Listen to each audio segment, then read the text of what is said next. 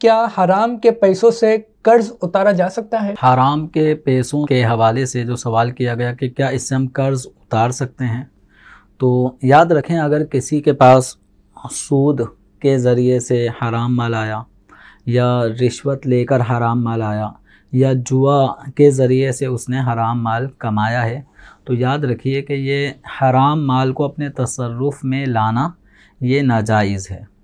जुए और रिश्वत का जो माल है ये मिल्क में ही दाखिल नहीं होता।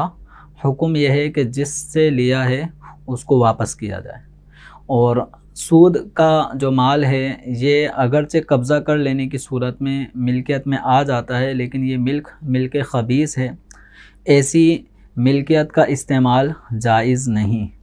तो इसलिए अब जो सवाल किया गया कि क्या हराम माल के ज़रिए कर्ज़ उतार सकते हैं, तो अगर वो जुए या रिश्वत में हासिल किया हुआ माल है वो तो आपकी मिल्क में दाखिल ही नहीं होगा अगरचे कब्ज़ा हुआ हो।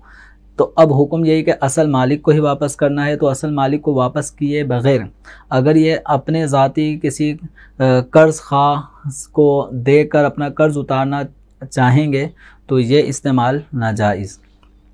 इसी तरह जो सूद का माल है अगरचे मिल्कियत में दाखिल होकर मिल्क ख़बीस बन जाता है, तब भी इस नापाक माल को अपने इस्तेमाल में लाना जायज़ नहीं है। अब इस माल के ज़रिए अपना कर्ज़ उतारना ये भी नाजायज़ और गुनाह होगा।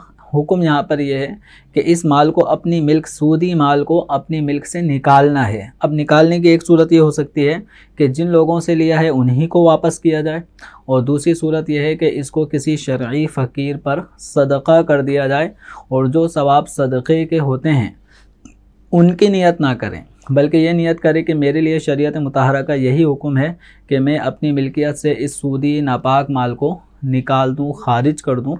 तो अब ऐसे माल के जिसका हुक्म यह है कि इसको सदका करना है या अपनी मिल्क से निकालते हुए वापस जो इसका मालिक था उसे वापस दे दें, तो अब इसके बजाय वो अपने कर्ज़ खा को कर्ज़ की अदायगी करते हुए देगा, तो ये भी इसका एक नाजायज़ तसर्रुफ़ होगा।